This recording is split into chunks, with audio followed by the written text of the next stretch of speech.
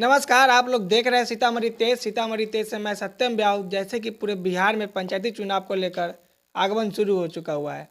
इसी संबंध में हमारे साथ बने हुए हैं। आइए इनसे जानते हैं इनका परिचय और कौन से गांव से बिलोंग करते हैं और कौन से पद से खड़े हैं वो भी जानते हैं।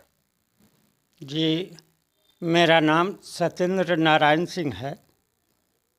घर कंसारा हुआ, प्रखंड सुपी, सीतामढ़ी। त्रिस्तरीय पंचायत चुनाव जो हो रहा है, तो हमारा राजनीति बहुत लंबा कैरियर है राजनीति का। हम 1973 से राजनीति करते आ रहे हैं। 74 जेपी आंदोलन हुआ, उसमें भी भाग लिए। उसके बाद सरकार के चुनाव हुई, जनता पार्टी की, मुरारजी भाई प्रधानमंत्री बने। उस समय रीगा प्रखंड, बरगनिया मेजरगंज प्रखंड था, वहाँ का मैं जनता पार्टी का अध्यक्ष था, प्रखंड अध्यक्ष। उसके बाद 80 में विभाजन हो गया, सरकार गिर गई मुरारजी भाई के 80 में। तो जनता दल बाद में बना, हुआ जनता पार्टी, उसके बाद बीजेपी और लोकदल। कुछ दिन के बाद फिर सरकार चुनाव हुई तो कांग्रेस की सरकार बन गई। तो फिर जनता पार्टी और लोकदल एक जगह मिल करके जनता दल बनाए लोग। उसी में से हमारे माननीय मुख्यमंत्री नीतीश जी निकल करके समता पार्टी बनाए, जौहर साहेब, हरिकिशोर बाबू, इन लोग के साथे। तो हम समता पार्टी में चले आए। उस समय भी हम प्रखंड अध्यक्ष थे। फिर जब माननीय हमारे मुख्यमंत्री जी अपना दल बनाए, जनता दल यू, तो उस समय से आज तक मैं कंटिन्यू प्रखंड अध्यक्ष बना हुआ हूँ। वैसे जिला में भी उपाध्यक्ष बना और भी कई कार्यकारिणी में मैंने रहा। अपने आप प्रखंड से किस पद के लिए आप? मैं जिला परिषद पद के लिए सुपी प्रखंड क्षेत्र संख्या 3 से मैं उम्मीदवारी अपना किया हूँ। जिला परिषद ही पद क्यों चुने? और भी अन्य पद था, उनको न चुनते हुए जिला परिषद का पद चुनने का उद्देश्य क्या है? जिला परिषद इसलिए मैंने चुना हूँ कि यह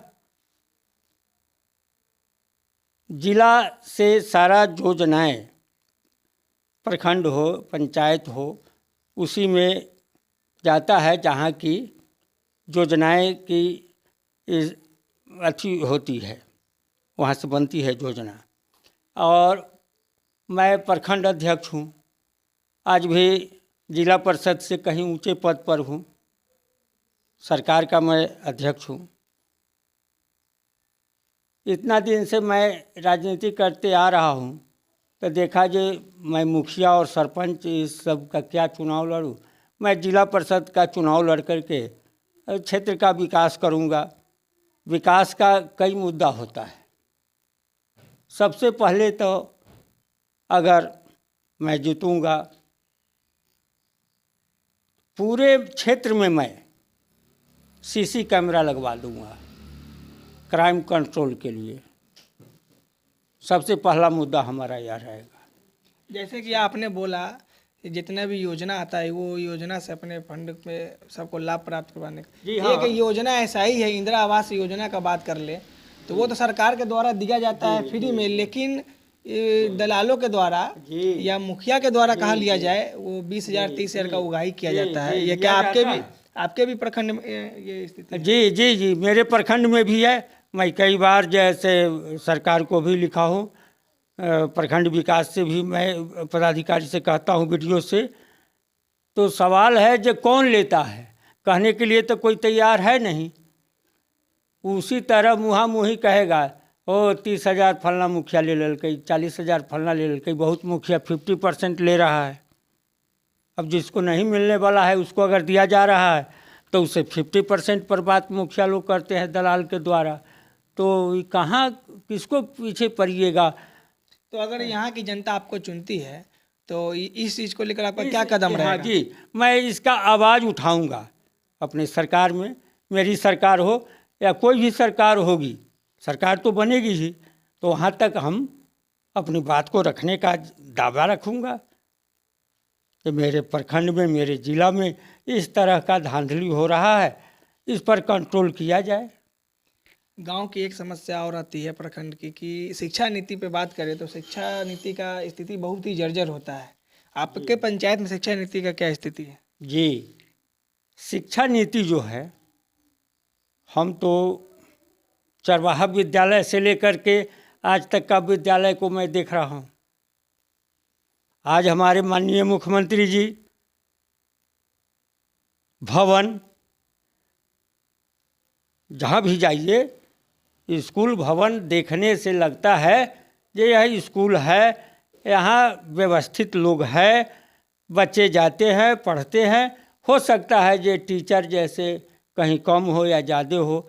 हाँ, एक चीज़ है, ये मध्याह्न भोजन जो है, यह टीचर लोगों को उलझा करके रख दिया है, यह बंद हो जाना चाहिए था। ये चलाने की चीज़ है, साइकिल योजना, फलना योजना। कितने गांव में तो शिक्षक ये होता है, स्कूल में शिक्षक टाइम पे नहीं पहुंच पाते हैं।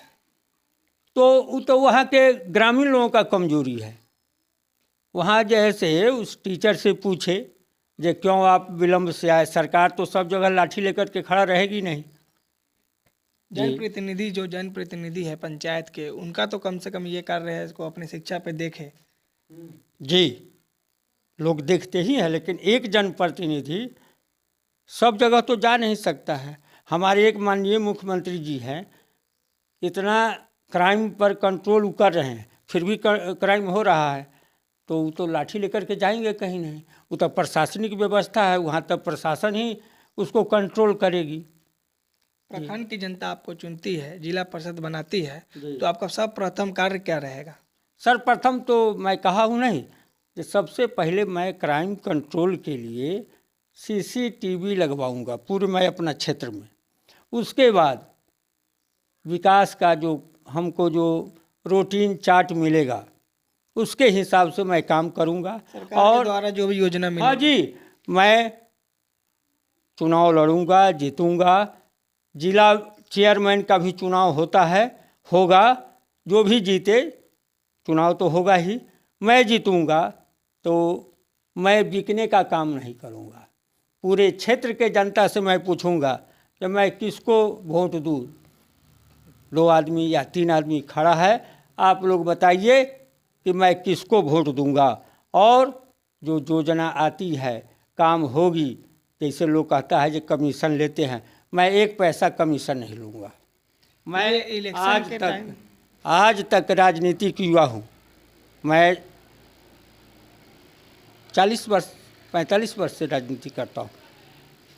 इलेक्शन के टाइम में तो सभी प्रत्याशी बड़े बड़े वादे करते हैं, लेकिन वही जीतने के बाद अपने वादे पे कायम नहीं हो पाते हैं। मैं कहता हूँ, मैं क्षेत्र में यह बात कहता हूँ, ये आप लोग जनता इस सवाल हमसे जनता जैसे करती है, ये लोग तो आते हैं इसी तरह। तो मैं कहा कि मैं तो आपके बीच में 40 साल से हूँ, लगा हुआ हूँ। 93 के बाढ़ में भी समूचा रोड कट गया था। यहाँ से 40 किलोमीटर है मेजरगंज हम लोगों का प्रखंड था। 93 में मैं पैदल जा कर के सामग्री जैसे वहाँ से मंगवा करके, और इधर 11-12 पंचायत को मैं सामग्री जैसे बंटवाता था, बुझे ना। फिर 17 में बरगिनिया में भी बाढ़ जैसे प्रलयंकारी बाढ़ आया, उसमें भी मैं अपना शारीरिक सहयोग किया हूँ। एक जनता से मिला हूँ, सबको राहत कार्य पहुँचाने के लिए अपना व्यवस्था किया हूँ। जिला से भी कुछ मिला, वहाँ भी बंटवाया। जी, काम मैं करता हूँ। सीतामढ़ी तेज चैनल के माध्यम से आप अपने पंचायतवासी, जनतावासी, जिलावासियों को क्या संदेश दीजिएगा? जी, मैं मालिक से यही आग्रह करूँगा कि मालिक आप अच्छा नौकर चुनिए। जनप्रतिनिधि का सीधा अर्थ नौकर होता है। मैं नौकर के लिए अप्लाई किया हूँ।